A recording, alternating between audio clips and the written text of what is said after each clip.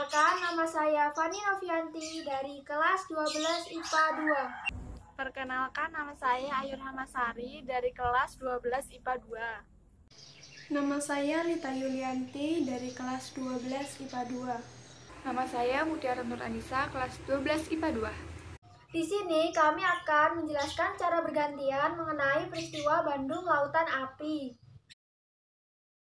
Sebelum kita mengetahui kronologis peristiwa Perang Bandung Lautan Api, ada beberapa tokoh yang sangat berperan penting dalam peristiwa ini. Di antaranya, yang pertama, Abdul Haris Nasution.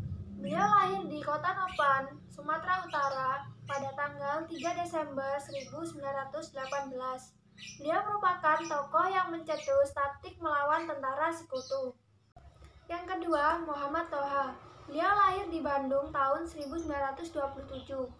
Beliau merupakan tokoh yang sangat berperan penting dalam peristiwa Bandung Lautan Api. Beliau adalah ketua dalam misi penghancuran gudang amunisi milik tentara sekutu dengan meledakkan dinamit. Yang ketiga, Mayor Rukana. Beliau merupakan tokoh yang mencetuskan ide untuk membakar Bandung Selatan. Yang keempat, Aceh Bastaman. Beliau inilah yang menamai peristiwa Bandung Lautan Api. Dan yang kelima, Sultan Syahrir. Beliau merupakan tokoh yang menyusun strategi bersama Abdul Haris Nasution. Latar belakang pertempuran Bandung Lautan Api. Yang pertama, pasukan Brigade McDonald dan tentara Belanda tiba di Bandung. Mereka menuntut agar senjata api yang dimiliki penduduk untuk diserahkan kepada sekutu. Yang kedua, ultimatum dari sekutu dengan perintah mengosongkan Bandung Utara paling lambat 29 November 1946. Yang ketiga, tentara sekutu membagi kota Bandung menjadi dua bagian, yaitu Bandung Selatan dan Bandung Utara. Yang keempat, rencana membangun markas sekutu di kota Bandung. Pada tanggal 24 Maret 1946 silam, Kota Bandung menjelma bagai lautan api secara serentak. Sekitar 2.000 penduduk Bandung membakar rumah mereka dan objek vital di Kota Bandung. Mereka sengaja membumi hanguskan Kota Bandung untuk mencegah tentara sekutu dan tentara Nica Belanda menggunakan Kota Bandung sebagai markas strategis militer dalam Perang Kemerdekaan Indonesia. Keputusan untuk membakar Kota Bandung diambil melalui musyawarah Majelis Persatuan Perjuangan Priangan atau MP3 di hadapan semua kekuatan perjuangan pihak Republik Indonesia pada tanggal 23 Maret 1946. Akibat peristiwa itu, hampir semua sudut kota terlihat asap hitam mengepul membumbung tinggi di udara dan semua listrik mati. Malam ini perang tak terhindarkan, lantaran tentara Inggris mulai menyerang sehingga pertempuran sengit pun terjadi. Pertempuran yang paling sengit terjadi di wilayah Daguih Kolot sebelah selatan Bandung. Di wilayah itu terdapat gudang amunisi besar milik tentara sekutu. Setelah pembakaran, penduduk bersama bergerilya ke pegunungan selatan. Nah, inilah akhir pertempuran Bandung Lautan Api. Pada tanggal 25 Maret 1946, tibalah saatnya para pejuang dan TNI mengumpulkan siasat untuk merebut kembali kota Bandung. Strategi gerilya mulai dilakukan. Pertempuran demi pertempuran pun terjadi antara kekuatan tentara Republik Indonesia dan tentara Inggris di daerah selatan Bandung. Sekutu membagi wilayah Bandung menjadi dua sektor, yaitu sektor utara dan sektor selatan. Nah, adapun barisan peristiwa akhir pertempuran Bandung, yaitu 1. Menyerahkan seluruh senjata hasil lecutan dari Jepang. 2. Tindakan mengganggu keamanan rakyat. 3. Serangan pada kedudukan Inggris. 4. Perintah dari markas Tentara Republik Indonesia dari Yogyakarta. Nah, itulah pembahasan kami tentang peristiwa Bandung Lautan Api. Semoga bermanfaat, dan jika ada salah kata, kami mohon maaf sebesar-besarnya.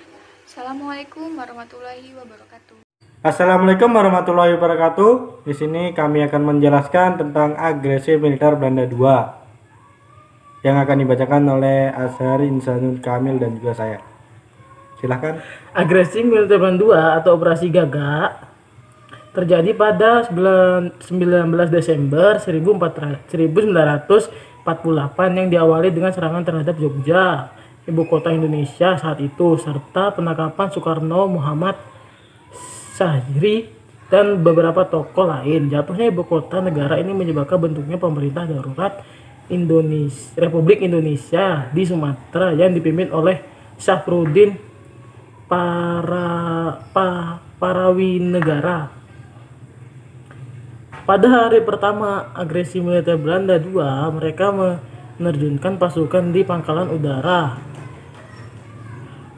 Mangowo. Dalam sidang itu diambil keputusan bahwa pimpinan negara tetap tinggal dalam kota agar dekat dengan komunis tiga negara atau KTN sehingga kontak diplomatik dapat diadakan.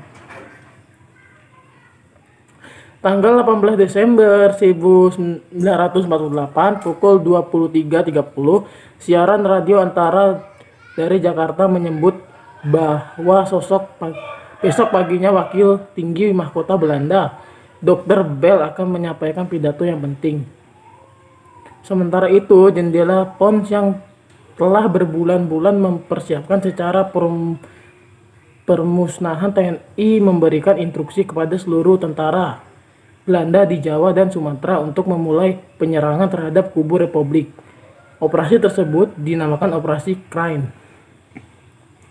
Pukul 2 pagi, para 1E para Komjine, pasukan Pra 1 KST di Ardi memperoleh pasukan mereka dan memulai memuat kabin pesawat transportasi, dan pukul 3.30 dilakukan briefing terakhir. Pukul 3.45 Mayor Jenderal Agnes tiba di Bandara Udara Ardi diikuti oleh Jenderal Pons. 15 menit kemudian dia melakukan inventasi dan mengucapkan pidato singkat. Pukul 4.20 pasukan elit KST di bawah pimpinan Kapten Engkort naik ke pesawat, dan pukul 4.30 pesawat Dakota pertama tinggal landas. Rute penerbangan arah timur menuju Manggowo diambil melalui Lautan Hindia. Pukul 6.25 mereka menerima berita dari para pilot pesawat berburu bahwa zona perjunaan telah didapatkan dipergunakan. Pukul 6.45 pasukan para mulai diterjunkan di Manggowo.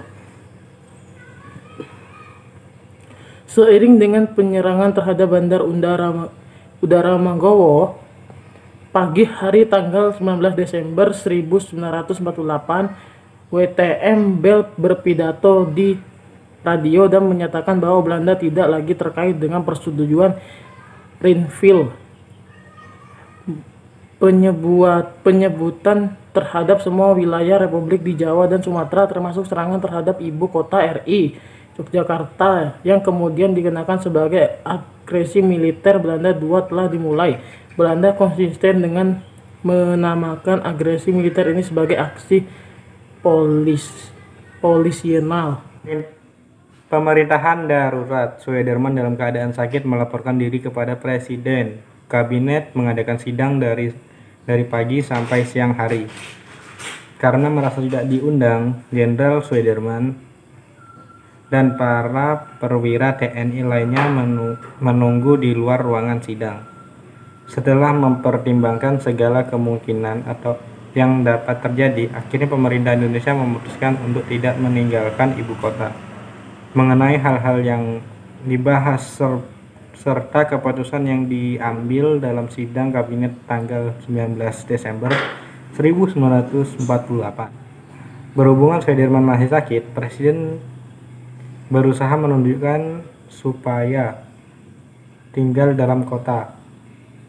Tetapi Suederman menolak. Simatupang mengatakan sebaiknya presiden dan wakil presiden ikut bergerilya. Materi Lawoh mengatakan bahwa sekarang ternyata pasukan yang akan mengawal tidak ada. Jadi presiden dan wakil presiden terpaksa tinggal dalam kota agar selalu dapat berhubungan dengan KTN sebagai wakil PBB. Setelah dipungut suara, hampir seluruh menteri yang hadir mengatakan presiden dan wakil presiden tetap dalam kota. Sesuai rencana yang telah dipersiapkan oleh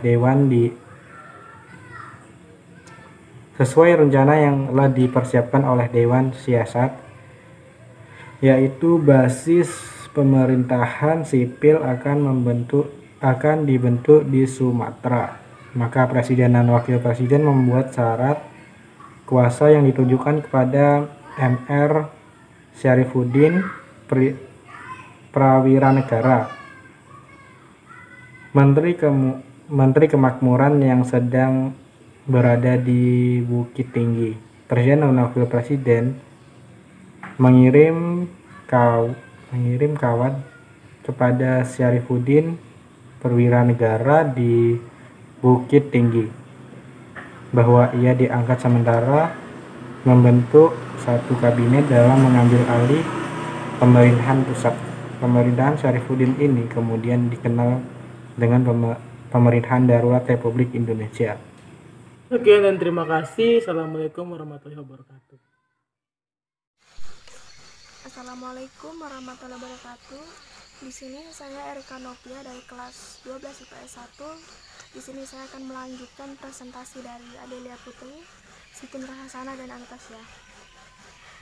Dalam peringatan ini, Wali Kota Semarang, Hendrar Prihadi, mengajak seluruh peserta upacara sekaligus masyarakat Kota Semarang untuk bersyukur atas kemerdekaan yang telah diperjuangkan oleh pahlawan terlebih dahulu. Peringatan ini diharapkan bisa menumbuhkan semangat para generasi muda untuk membangun Ibu Pertiwi. Semoga kita mampu menjadi peran terbaik untuk meneruskan pejuang para pahlawan. Bersyukur di era kemerdekaan ini perjuangannya bukan meningkatkan senjata tapi memberikan solusi yang harus diselesaikan, misal kemiskinan dan bencana banjir. Menurutnya, tanggal 14 Oktober 1945 memberikan gambaran pertempuran sengit antara pemuda dan penjajah. Pertempuran 5 hari di Semarang adalah bukti semangat juang dan pengorbanan menyala dalam diri pejuang negara. Ini perlu diteladani bersama, kemudian dengan mengisi dan mempertahankan negara agar semakin maju dan hebat. Harapannya kita semakin solid bergerak bersama membangun Indonesia. Dalam peringatan pertempuran 5 hari di Semarang, dan keluarga dari para pejuang kemerdekaan mendapatkan penghargaan sebagai presentasi kepada pejuang kemerdekaan dan wujud penghormatan. Sekian, wassalamualaikum warahmatullahi wabarakatuh. Assalamualaikum warahmatullahi wabarakatuh. Perkenalkan, nama saya Riko Aprilian Permana Kusuma dari kelas 12 IPA 2. Di sini saya akan mempresentasikan tentang pertempuran peristiwa Bandung Lautan Api. Peristiwa Bandung Lautan Api adalah peristiwa kebakaran besar yang terjadi di Kota Bandung, Provinsi Jawa Barat, Indonesia pada 23 Maret 1946. Dalam waktu 7 jam, sekitar 200.000 penduduk Bandung membakar rumah mereka, meninggalkan kota menuju pegunungan di daerah selatan Bandung.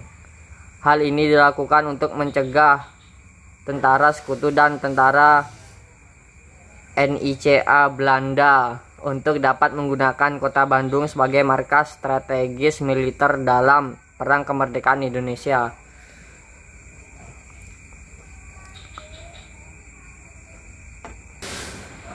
Latar belakang peristiwa Bandung Lautan Api. Peristiwa Inggris bagian dari Brigade McDonald tiba di Bandung pada tanggal 12 Oktober 1945. Sejak semula hubungan mereka dengan pemerintah RI sudah tegang, mereka menuntut agar semua senjata api yang ada di tangan penduduk kecuali TKR diserahkan kepada mereka. Orang-orang Belanda yang baru dibebaskan dari kamp tawanan mulai melakukan tindakan-tindakan yang mulai mengganggu keamanan. Akibatnya, bentrokan bersenjata antara Inggris dan TKR tidak dapat dihindari.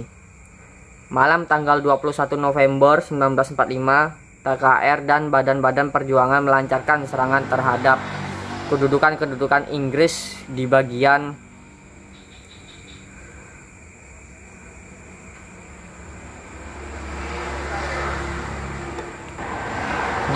utara, termasuk Hotel Homan dan Hotel Preanger yang mereka gunakan sebagai markas. 3 hari kemudian, McDonald menyampaikan ultimatum kepada Gubernur Jawa Barat agar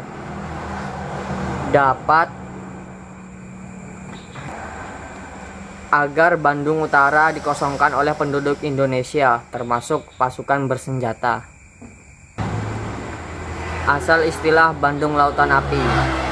Bandung Lautan Api menjadi istilah yang terkenal setelah peristiwa pembumi hangusan tersebut. Jenderal Nasution adalah jenderal TRI yang dalam pertemuan di Regentweg,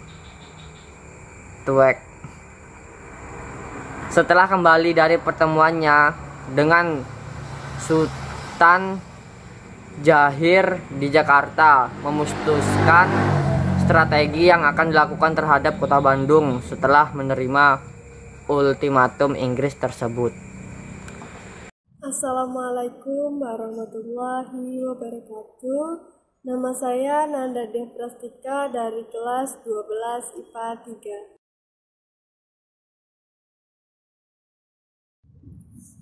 Agresi militer Belanda II dilatar belakangi karena kegagalan PBB dalam menyelesaikan konflik antara Belanda dan Indonesia melalui jalan perundingan. Belanda tetap bersikeras untuk menguasai Indonesia. Oleh karena itu, Indonesia sudah memproklamasikan kemerdekaannya. Meskipun dengan berat hati, Indonesia telah menandatangani perjanjian Renville, namun ternyata Belanda melanggar gencatan senjata kembali. Pada 19 Desember 1948, pukul 5 waktu Indonesia Barat, agresi militer Belanda II diawali dengan serangan terhadap Yogyakarta, ibu kota Indonesia pada saat itu, serta penangkapan Insinyur Soekarno, Muhammad Hatta, Syahrir, dan beberapa tokoh lainnya. Belanda juga mengasingkan para pemimpin Indonesia ke Prapat Sumatera dan ke Pulau Bangka.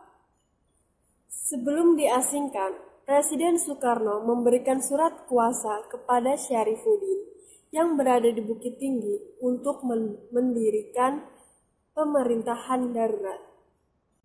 Untuk menjaga kemungkinan bahwa Syarifuddin tidak berhasil membentuk pemerintahan di Sumatera, Insinyur Soekarno juga membuat surat kepada Duta Besar RI Sudarsono serta staf kedutaan RI LN Palar dan Menteri Keuangan AA Maramis yang sedang berada di New Delhi. Belanda melakukan beberapa strategi untuk menghadapi bangsa Indonesia yang mulai ditetapkan pada akhir tahun 1948, yang disebut juga sebagai strategi 3 sisi. Pertama, Belanda berharap dengan menerapkan kekuatan militer secukupnya dapat menghancurkan republik dan militer Indonesia secara menyeluruh.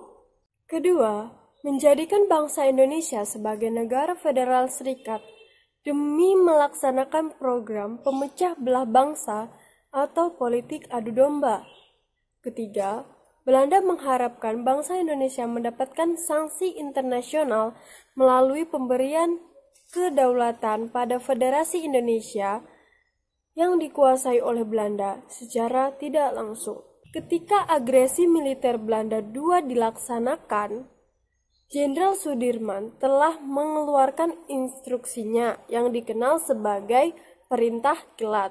Perintah Kilat tersebut berisikan TNI dan rakyat mundur keluar dari kota untuk melaksanakan perang gerilya.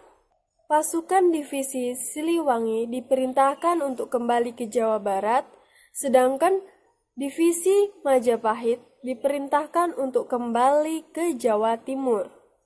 Sekian presentasi dari saya, kurang lebihnya saya mohon maaf. Assalamualaikum warahmatullahi wabarakatuh. Assalamualaikum warahmatullahi wabarakatuh. Saya Diovi Mandara dari kelas 12 IPS 1.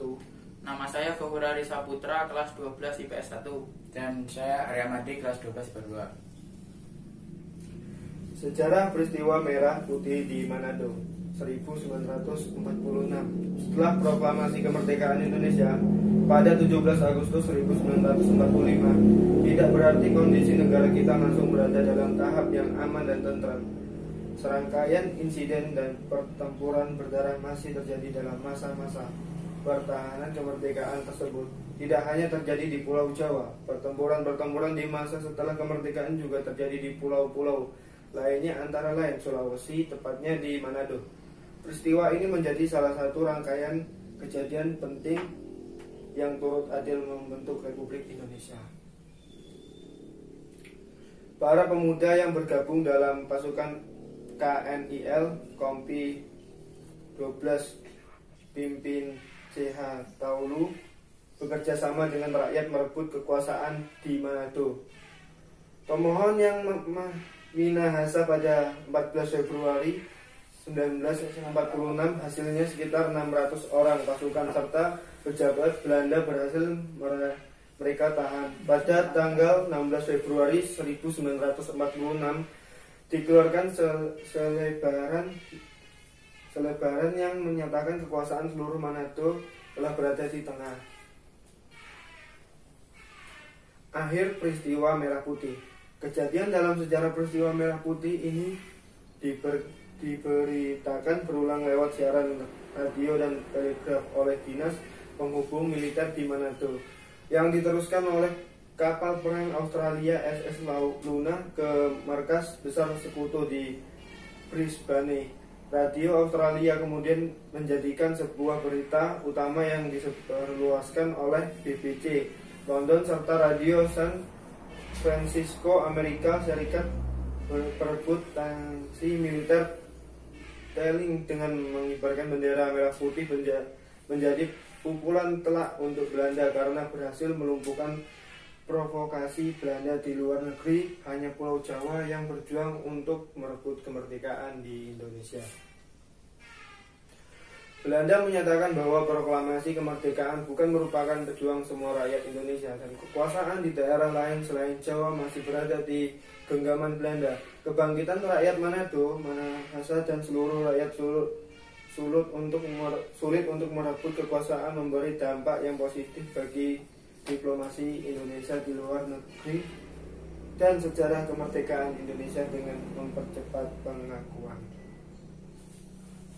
Kemudian menjadikannya sebagai berita utama yang disebarluaskan oleh BBC London serta Radio San Francisco Amerika Serikat. Perebutan tansi militer Telling dan pengibaran bendera merah putih menjadi pukulan telak untuk Belanda karena berhasil melumpuhkan provokasi Belanda di luar negeri bahwa hanya Pulau Jawa yang berjuang untuk merebut kemerdekaan di Indonesia. Belanda menyatakan bahwa proklamasi kemerdekaan bukan merupakan perjuangan semua rakyat Indonesia dan kekuasaan di daerah selain Jawa masih berada di genggaman Belanda. Kebangkitan rakyat Manado, Minahasa dan seluruh rakyat sulut untuk merebut kekuasaan, memberi dampak yang positif bagi diplomasi Indonesia di luar negeri dan sejarah kemerdekaan Indonesia yang mempercepat pengakuan internasional terhadap kemerdekaan RI. Peristiwa ini memperkuat makna proklamasi kemerdekaan Indonesia dan perjuangan para tokoh proklamator kemerdekaan Indonesia.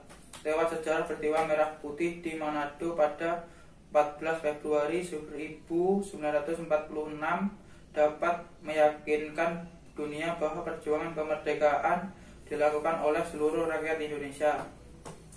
Serangan ke tangsi militer Belanda pukul 21.30 saat waktu apel malam. Kelompok pejuang mulai menyiapkan diri. Mereka terdiri dari Wakil Komandan Regu 1 Mambil Runtukahu, Wadanru 2 Genson Andris, Wadanru 3 San Sistan, Komandan Falkrener Jus Kotambunan, anggota Regu 4 Lekong Hitam dan Verkener Wehantau. Pada pukul 24.00 Sersan Piket Setarkum memerintahkan seluruh anggota yang masih berada di luar asrama untuk tidur karena akan diadakan pemeriksaan malam oleh Komandan Konvi 7 Letnan Charles dan Komandan Peleton semua Wizard. Persiapan akhir diperiksa pada pukul 00.30 dan pukul 00.45 seluruh pasukan berkumpul dan menyatakan tekad siap mempertaruhkan nyawa bagi RI. Tepat pukul 1 serangan dimulai. Serangan dilanjutkan dengan pengibaran bendera merah putih. Dalam sejarah bendera merah putih dengan merobek warna biru dari bendera kerajaan Belanda. Pemimpin Gernius Manado, Kapten Blom ditangkap sekitar pukul 3 setelah penahanan Letnan Verwayen, pemimpin Nancy Sterling, siang harinya Lekol de Vries dan Residen Command de Rooster serta seluruh anggota.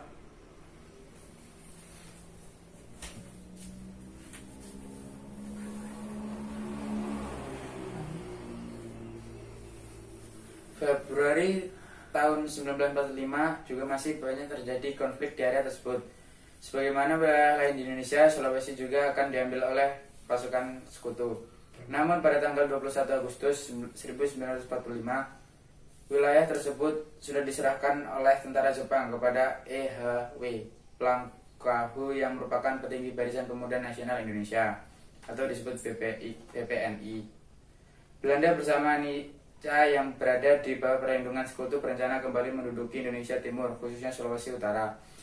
Pada saat ini, John Rahasia dan Wim Pangalila kemudian melihat adanya kesempatan yang melakukan revolusi yang dilakukan oleh pemuda-pemuda Manado. BPNI kemudian bekerjasama secara diam-diam dengan Koninklijke Nederland Indisch Leger atau KNIL dalam rangka merebut kekuasaan dari penjajah. Pada masa itu, KNIL telah lepas dari kepentingan Belanda dan berpihak pada tanah air mereka sendiri. Ketahui juga mengenai sejarah Hari Ayah, sejarah Hari Kartini, dan biografi Habibie singkat. Pasukan NICA mengetahui kegiatan tersebut dan menangkap para anggota BPNI di tanggal 10 Januari 1946. Kemudian menangkap para tokoh KNIL pada 10 Februari 1946. Akan tetapi, para anggota seluruh Manado telah berada di tangan Indonesia. Peristiwa ini dikenal dengan nama peristiwa Merah Putih. Latar belakang peristiwa Merah Putih. Sejarah peristiwa Merah Putih di Manado berawal dari kekalahan Jepang yang secara resmi sudah diakui kepada pasukan sekutu sejak pertempuran di Pasifik pada Juli 1944. Sam Ratulangi mengirim para pemuda untuk pergi ke Manado pada saat yang berdekatan untuk mengawasi situasi. Dua di antara para utusan ini adalah Mantik Pakasi dan Freddy Lumanau dari utusan tentara, serta perwakilan pemuda yaitu Ping Pangalila, Buse Ompi, dan Olang Sonda. 2 bulan setelah pengutusan tersebut, mendadak muncul pesawat pembom B-29 milik Angkatan Udara Sekutu yang berjumlah puluhan dan menghujani Manado dengan bom, menghancurkan dan merenggut nyawa penduduk Jepang kemudian mencurigai adanya mata sekutu yang juga berperan sebagai tokoh nasionalis. Pada September 1944, pertahanan Jepang di Sulawesi Utara dan Merauke juga takluk kepada Jenderal MacArthur. Kemudian pada pertengahan April 1945 sampai awal Februari 1945 juga masih banyak korban.